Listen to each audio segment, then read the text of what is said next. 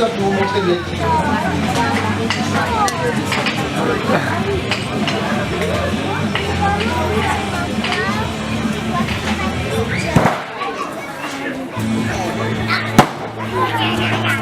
On travaille sur des vidéos, on retrouve le petit item du moment sur une forme plus élaborée, évidemment.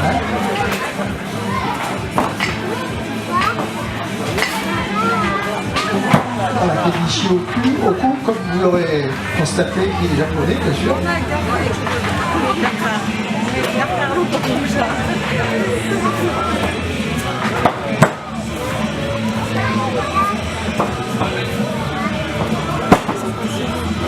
Voilà, vous voyez, c'est toujours des actions de déséquilibre, des gestes qui sont harmonieux, sans violence, sans idée de faire mal, sans idée de détruire. Et ça, c'est la voie la plus difficile, parce que, en fait, apprendre à faire mal, c'est-à-dire à donner des coups de poing, des coups de pied, mordre, tout ce que vous voulez, ça, c'est facile.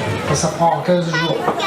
Donc, trouver de l'efficacité dans des beaux gestes techniques, des gestes harmonieux et des gestes qui rétablissent une situation de paix par rapport à une situation d'attaque ou de conflit, ça c'est compliqué. Ça c'est compliqué, mais c'est tellement plus beau, je dirais, spirituellement et techniquement. Voilà. Donc l'aïkido c'est un concept qui mélange beaucoup de choses. Ça mélange à la fois l'art martial, l'idée de défense bien sûr, mais pas que. Il faut aussi, on est aussi dans une tradition, on est aussi dans une culture, on est aussi dans un travail sur la maîtrise, sur le respect de l'autre, donc il y a énormément de valeurs morales. Alors même si on est avec l'aïkido un peu dans le dernier village de loin, parce que bon, ce travail-là est quand même très difficile, mais la phase d'initiation quand même est relativement longue. Nous on est attachés à nos valeurs, c'est-à-dire des valeurs d'harmonie, des valeurs de paix, des valeurs de beauté, de tradition.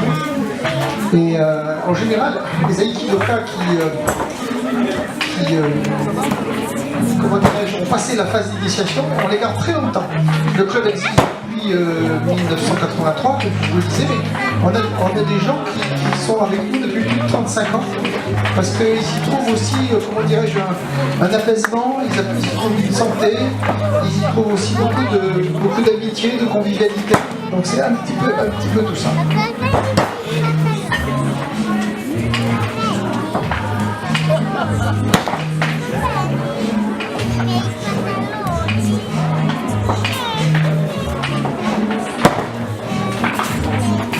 On guide toutes les actions, dans des actions de déséquilibre, sans violence.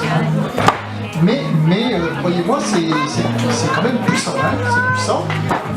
Mais cette puissance-là, on ne doit pas l'avoir. C'est-à-dire qu'on doit essayer de retrouver des mouvements le plus naturels possible en utilisant de l'énergie circulaire, c'est-à-dire par des mouvements qui ont de l'amplitude au niveau du corps, par des mouvements de rotation des bras, par le contrôle aussi de la respiration. Ouais. Et l'aïkido, ça tourne, ça bouge. C'est pour ça que c'est un art martial qui utilise de l'énergie et de la force physique. C'est à partir du mouvement qu'on crée du déplacement. Et à partir du déplacement, on crée du déséquilibre et donc on trouve une efficacité, mais toujours en fonction de l'action du partenaire. C'est-à-dire que c'est le partenaire qui attaque et on va utiliser cette énergie pour ajouter de l'énergie à l'énergie et le faire tomber.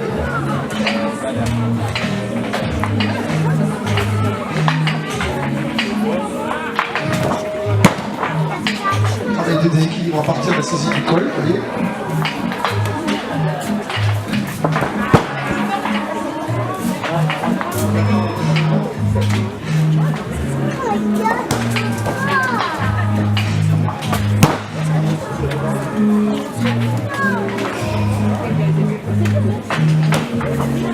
Et il n'y a pas de cris tempestifs, il n'y a pas de violence. Un dojo d'aïkido, c'est un endroit silencieux, c'est un endroit serein. C'est un endroit où on travaille sur soi-même, en fait.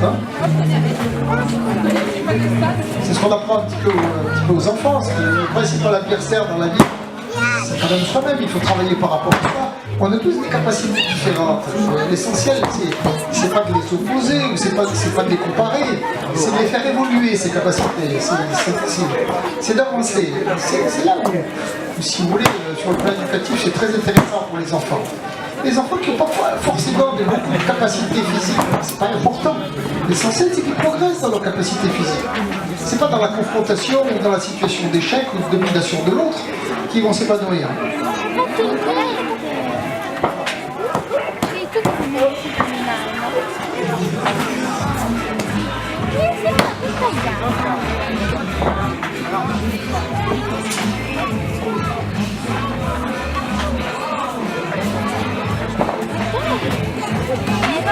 Le travail traditionnel au sol. Nous sommes l'aïkido, une des rares disciplines d'avoir conservé ces traditions, qui sont des traditions culturelles. C'est les arts martiaux anciens comme l'aïkido. Sur le plan historique, ça a 10 siècles d'histoire. On travaille le bâton, on travaille le sabre, on fait beaucoup de choses. Et c'est Joséphine qui est troisième dame. Vous voyez, les garçons et les filles travaillent ensemble, il n'y a pas de soucis. Les filles ont parfaitement leur place dans les dojos d'aïkido, et du reste, on en a beaucoup.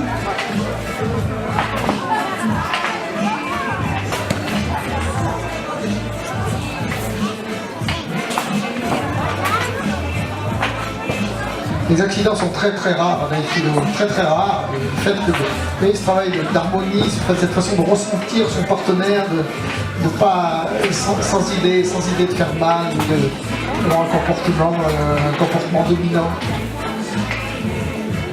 Juste ce qu'il faut.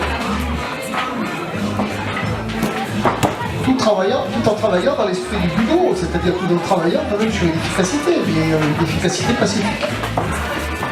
Ne pas créer plus de violence par rapport à une attaque, ne pas répondre à plus de violence que l'attaque elle-même.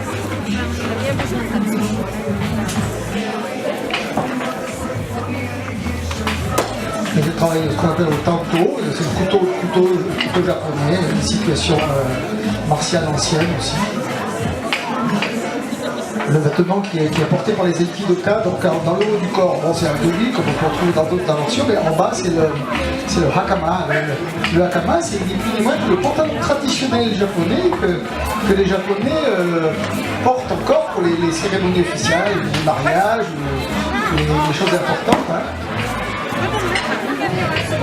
Il y en a de toutes les couleurs. Nous, en aïkido, dans les arts martiaux en général, ils sont bleus ou noirs, mais si un jour vous allez au Japon, vous allez voir des hakamas magnifiques en soie, brodés, des petits oiseaux, des fleurs, couleur orange.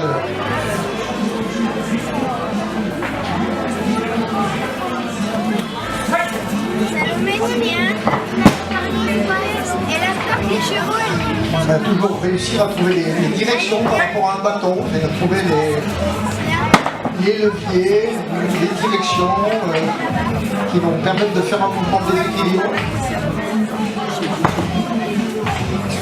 La recherche de direction de déséquilibre, c'est vraiment notre travail à nous, à Aikidoka. C'est-à-dire que sans force, on doit être capable de faire tomber le partenaire. C'est pas sur les muscles qu'on va travailler, hein, c'est sur les gestes techniques et la connaissance du déséquilibre et des lignes d'énergie.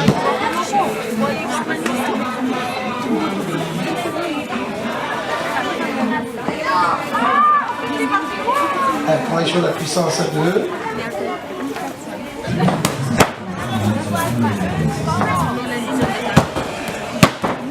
Et beaucoup de taï sabaki, mouvement de déplacement. Hein. On esquive. De temps en temps on rentre, mais le plus souvent on esquive. Voilà, le travail d'esquive est d'accompagner l'action du partenaire.